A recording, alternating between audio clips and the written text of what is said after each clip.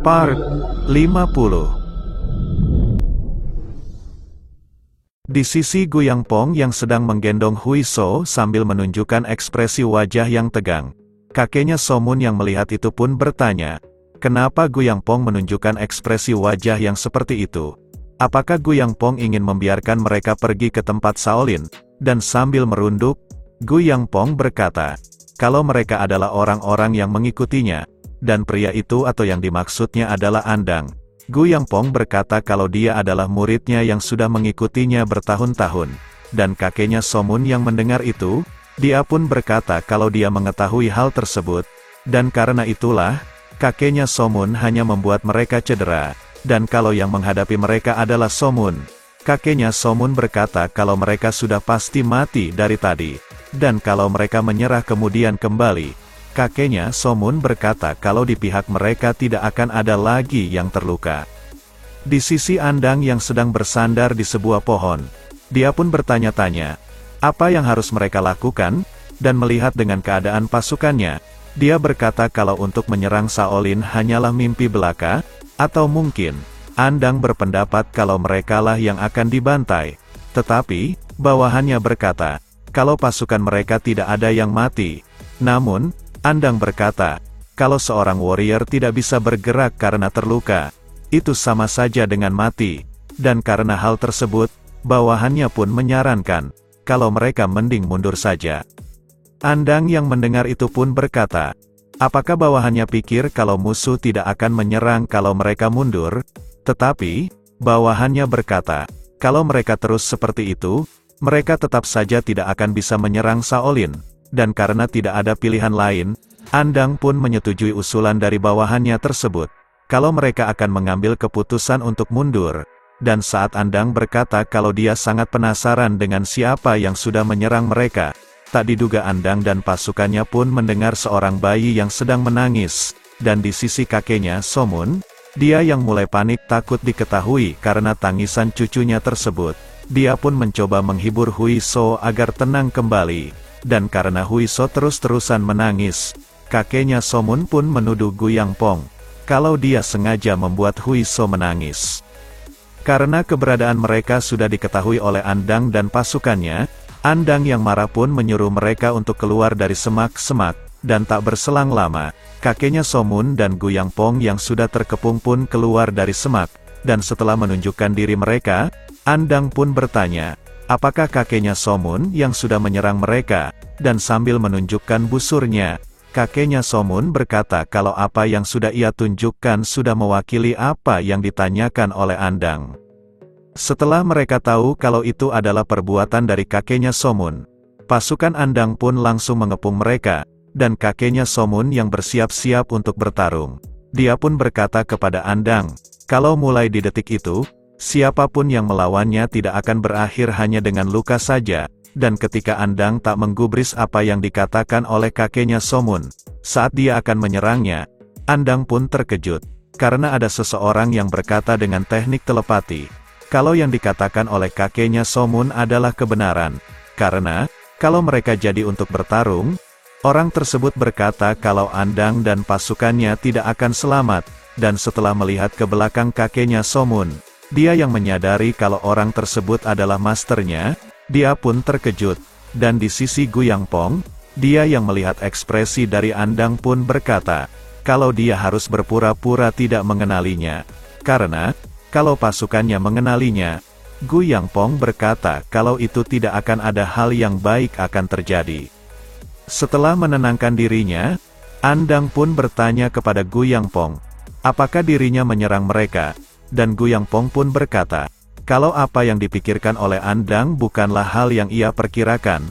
Lalu, Gu Yangpong pun mencoba menerangkan, kalau orang yang ada di depannya adalah kakeknya Pantom Archer, serta berkata kalau dialah yang menghalangi Andang dan pasukannya. Lalu, Andang pun bertanya kenapa dia melakukan hal tersebut, dan Gu Yangpong pun berkata, karena kakeknya Somun berhutang pada Shaolin, dia berencana untuk menghentikan Andang dan pasukannya untuk pergi menyerang ke tempat Shaolin. Tetapi, Andang yang tak bisa menerima itu. Setelah meminta maaf kepada masternya tersebut, Andang berkata, kalau karena kakeknya Somun yang sudah melakukan penyerangan terhadap para bawahannya, Andang yang mendapatkan kerugian besar, dia pun berkata kalau dia harus membalas perbuatan dari kakeknya Somun, dan Gu Yangpong yang mendengar itu. Dia pun berkata kepada Andang untuk jangan salah paham, karena, apa yang telah kakeknya Somun lakukan sejauh itu, hanya untuk melindungi harga dirinya, dan kalau bukan karena itu, Gu Yangpong berkata kalau grup Blood Shadow sudah binasa sejak tadi. Andang pun bertanya, apakah mereka benar-benar tidak punya peluang untuk mengalahkan kakeknya Somun? Dan Gu Yangpong dengan tegas, dia berkata kalau Andang dan pasukannya tidak akan pernah punya kesempatan untuk menang, dan alasan dia ikut campur. Gu Yangpong berkata kalau dia hanya ingin menyelamatkan Andang sebagai muridnya, dan setelah mendengarkan semua dari Gu Yangpong, Andang pun memerintahkan pasukannya untuk mundur, sehingga membuat para bawahannya pun bertanya-tanya.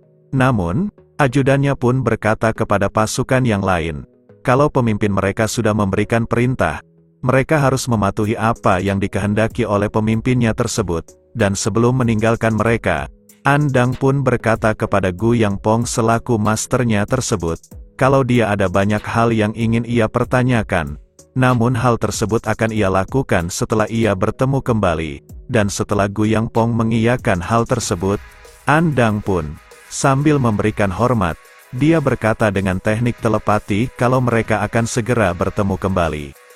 Di wilayah South Station, rumor tentang Somun yang menantang pemimpin Istana Pacheon pun menyebar, dan di salah satu kedai, terlihat beberapa para pendekar pun sedang membicarakan hal tersebut, dengan salah satu dari mereka menyampaikan kepada rekannya, kalau Somun sudah mengirimkan surat tantangan kepada pemimpin Istana Pacheon, dan rekan-rekannya yang mendengar itu, mereka pun beranggapan, kalau hal itu memang benar terjadi, dan Somun memenangkan dalam duel tersebut, itu akan menjadikan Somun menjadi pendekar yang terkuat, dan ketika salah satu dari mereka bertanya di mana tempat duel mereka, rekannya yang ditanyakan pun berkata, kalau Somun yang sedang dalam perjalanan menuju South Station Istana Pacheon tempat pemimpin mereka berada. Pria tersebut berkata kalau pertarungan duel mereka akan dilakukan di Istana Pacheon, dan di sisi lain, pengunjung yang mendengarkan rumor tentang Somun mengirimkan surat tantangan tersebut, setelah beberapa saat dia pergi dari kedai tersebut, dia pun lalu mengirimkan informasi tersebut kepada seseorang. Setelah orang tersebut mendapatkan informasi itu, dia yang marah dengan apa yang tertulis dalam surat tersebut pun langsung menghancurkan meja di depannya, yang diketahui dia bernama Jok Song, komandan pemimpin penjaga Supreme Pacheon, dan dia yang bertanya siapa yang menantang mereka. Salah satu bawahannya yang bernama Sang Hoyu pun berkata, kalau yang menantang mereka adalah Somun, yang dikenal sebagai Phantom Archer, dan setelah tahu kalau yang menantang pemimpin Istana Pacheon adalah Somun, dia pun berkata kalau Somun sangatlah sombong, dan temannya Jok Song yang bernama Hyuk Jong, selaku wakil komandannya, dia berkata kalau dia juga mendengar hal tersebut, dan dia yang menanggapinya dengan kepala dingin. Dia berkata kalau mungkin itu adalah rumor yang dibuat oleh koalisi Murim. Tetapi, Sang Hoyu berkata kalau itu tidak benar, karena apa yang sudah ia lihat dari laporan yang dikirim oleh grup Bloodless. Ia berkata kalau tantangan tersebut adalah nyata. Lalu, Jok Sang bertanya, apakah Somun dalam perjalanan ke tempat mereka? Dan pria yang bernama Hei Tagang, dia berkata kalau menurut laporan dari grup Bloodless, dipastikan kalau tujuan Somun benar-benar ke tempat mereka, sehingga membuat Jok Song tambah kesal, karena apa yang dilakukan oleh Somun sangatlah arogan. Setelah beberapa saat, dia pun lalu menemui Guan Pei, dan meminta izin untuk pergi keluar istana, dan Guan Pei yang tahu apa yang ingin dilakukan oleh Jok Song, dia pun bertanya, apakah Jok Song melakukan hal tersebut karena dengar tentang rumor yang beredar, dan Jok Song pun membenarkan hal tersebut, kemudian berkata, kalau sebaiknya, dirinya harus keluar untuk membereskan rumor tersebut, dan Guan Pei sambil memegang surat tantangan dari Somun. Dia berkata, kalau rumor tersebut bukanlah rumor, tetapi apa yang sudah beredar adalah kenyataan.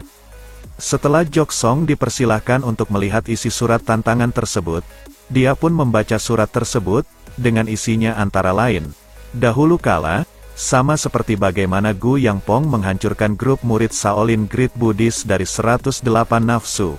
Aku menantang pemimpin Supreme penjaga istana Pacheon. Ku harap kau menerima tantanganku. Setelah melihat isi surat tersebut, Jok Song yang marah pun langsung meremas surat tersebut. Lalu, Guan Pei pun bertanya kepada Jok Song, bagaimana perasaannya setelah melihat surat tantangan tersebut, dan Jok Song yang marah. Dia pun berkata, kalau hal tersebut terjadi, dia meyakini, kalau Guan Pei akan menang melawan Somun. Lalu, Gui Gokja berkata, kalau Guan Pei selaku pemimpin istana Pacheon, dia tidak bisa meninggalkan istana Pacheon. Dan Guan Pei yang bertanya apa alasannya. Gui Gokja pun berkata, kalau mereka masih tidak tahu, apakah itu benar-benar dikirimkan langsung oleh Somun.